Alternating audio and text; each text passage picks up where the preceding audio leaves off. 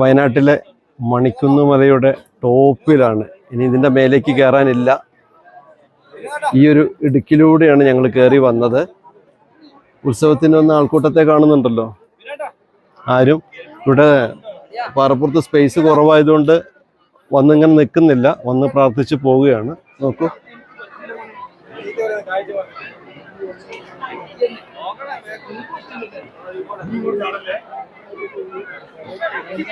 അപ്പൂസേ അതാണ് ഒറ്റക്കല്ല്. കണ്ടോ, അതിൽ ആൾക്കാർ പോണുണ്ടോ?